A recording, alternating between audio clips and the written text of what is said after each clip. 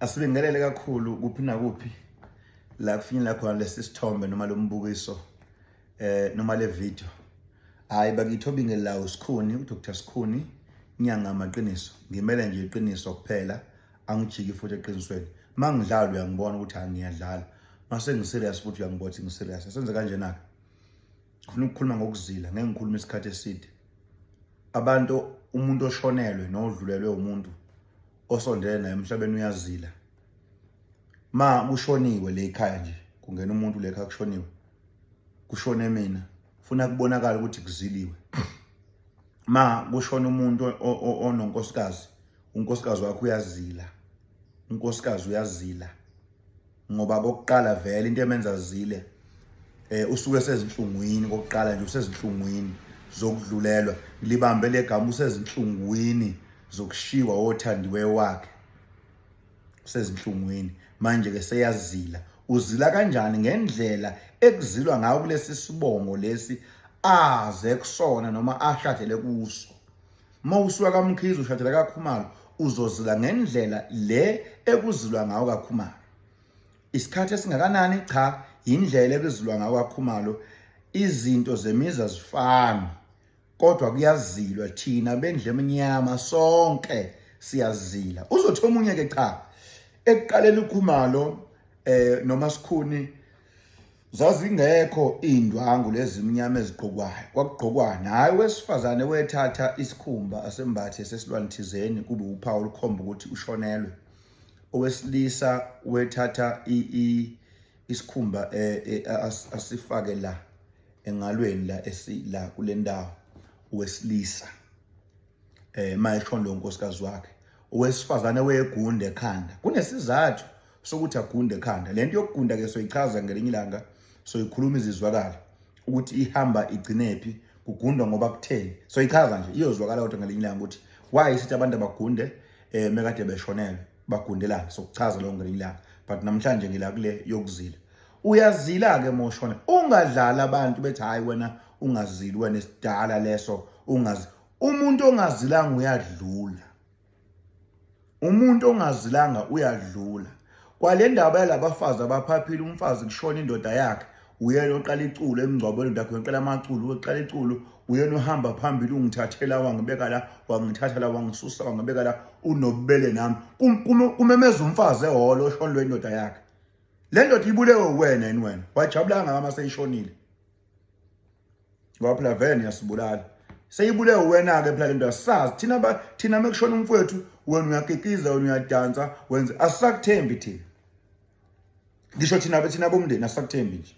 Okay ke. Umuntu ngithe uyadlula. Mele wasukuma ngomngcwabo wendoda yakho, wabhizwa phambili, wagida wena, wagida wasina, wenza yonke into. Uyogida noma ungasafuna ukugida, uyocula noma ungasafuna ukuzicula ngoba wadlula wenza into okushoneiwe. Akwazi ukuthi kuzozila thina ngingaziliwe. Lalela uzubona ukuthi umuntu uyedlula. Nina ngoba nifuna ukuba nama-followers amaningi ncenga ama-likes kubantu la ku Facebook, nina kodwa nithi ngikhuluma ngesintu nina bolwabishi. Nithi hayi lento eyenziwa ile ntombazane eshadele amaphumulo ewusaziwayo eyasukuma yadansa emngcwabeni wendoda yakho kwi-memorial service, yadansa kwi-memorial service kunebhokisi phambi kwayo yadansa. Ngani noma khona ibhokisi noma ngekho ngiliyana yadansa. Ngeke ayikho right le nto. Wena ungayivuma ngoba naku ufuna ukuthi upromote into ezimbi nezibhedayo. Ungayivuma ngoba uthi wena siyakholwa manje asisazili. Hey wena kuyadlulwa. Emva kwaloko lo muntu wesifazane ubonakala ecula ethi angizilile, yabona ke angizili. Ecula phambi kwabantu ethi angizilile. Akophe ngisho isonto noma nenyanga ayikaphenji. Sehambe ukuthi angizilile. Tuku kwashona umamezala wakhe. Kushona umamezala udansa phambi kwebhokisi lamamezala, azagovoze phambi kwebhokisi lamamezala. Uyahlonishwa umamezala. Uyahlonishwa umamezala, okuzala indoda uyahlonishwa nje. Lento mesingayinqandi manje singayikhulumi thina esingangeke kuthandwa thina, singangeke kuthandwa thina. Asingangeke kuthandwa nje kwakona sikhuluma iqiniso lime nje libe kanjalo. Kurong ukuthi ushonelwe ugqabavule phambili kubuwena ophambili. Mawushonelwe uyazila ngokosiko lethu, yabona. and ngijabula kabi ngoba lo mntwana ngambona eshada umshado wesiZulu laphana kudanswa nongizwe efuna amabheshu naye amabheshu wakhe kwakumshado wesiZulu wami engathi ngabuka kahle anginganakile kodwa ngiyinakile le ukuthi kungcwatshwa umkhwekazi wakhe umamezala wakhe abe egovoza phambi kwebhokisi lamamezala likwi-hearse edansa, and kunomuntu wesifazane lapha ngemuva omhlohlayo shuthi umnganakhe. Labangani beni bazonilahlekisa uzodlula. Ngiyakutshela mina ngithi lo asaziwayo oculayo usazokwenza izinto eziyimanyala kakhulu ngoba wenza into errong eshona lo myeni wakhe.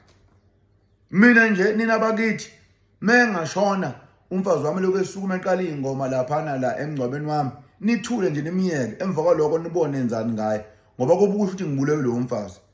Koba ungibulele madoda. Umfazi wami asukuma emngcwabeni wami acule. Abafazi mebeshonele bayaxhakwa babanje ahambe banjiwe kanje ngoba kusathi uzokwa. Lokho ephephethwa umuntu uzimbozile. Hawu, abanjani abafazi? Umfazi ushonele uhamba ngama-Crocs ushonelwe. Ngoba ufuna ngabe uyaveveza, ngabe uyashake wena uma ushonelwe, ufuna ngabe uyavevezela, awukwazi ngisho ukuma ubuka ibhokisi lomyeni wakho ukuthi umyeni wami uyahamba, nasi isithandwa sami sihamba. Ukuthi mawumthanda. Inkinga manje asazi manje. Asazi. Futhi mina ngisho mina nje. Mina ngashona unkosikazi wami wasukuma wasina waqala ingoma. Nina bomndeni wakithi bayakhumalo ngiyanicela ke nibhekisise ukuthi ayikhona. Ngihambe kanjani emhlabeni noma nike nithi ungicupha nje kuyobonakala ukuthi iyogadla kuphi indungu ngoba khona iyogadla khona. Ngiyathokoza kakhulu ngiyazi le nkulumo ukuthi usukukhuluma kodwa ngiyaxolisa nje bengifuna ukukhuluma iqiniso. Kuyazila uma ngabe kushoniwe nawe ndoda mangabe ushonelwe uyazila. Uyabona kufana nomuntu okuvule waqoma kushoniwe kubo. Uqoma unomphelo lo muntu ngoba waqoma kushoniwe kubo. Usabathela ingelwa umuntu wesilisa sawubona ukuthula athi nokuthula ngiyakuthanda akashongo lutho umuntu wesilisa waqoma kushoniwe kubo.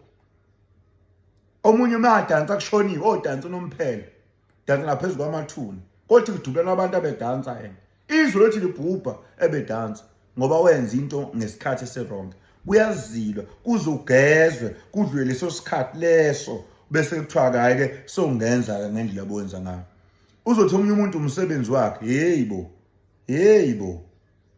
umsebenzi wakhe uzowenza kodwa hayi phambi kwebhokisi lamyeni wakhe, hayi phambi kwebhokisi lamamezala. Anguphiki umsebenzi wakhe. Nathi silapha abantu mekushoniwe siyazila, singangene esikoleni sizile isikhathi esithize. Uzugezwe phela phambi kwabantu. Awukwazi ukuhamba nesinyama nje wena uhamba usakavula nesinyama yonke indawo la uhamba khona, awukwazi. Ingakho mangabulaya nomuntu oshonelwe uthatha isinyama kuyena mengageziwe. Ulaya nomuntu wakhipha isisu uthatha isinyama kuyena. Isinyama siyakwazi ukuthi sihambe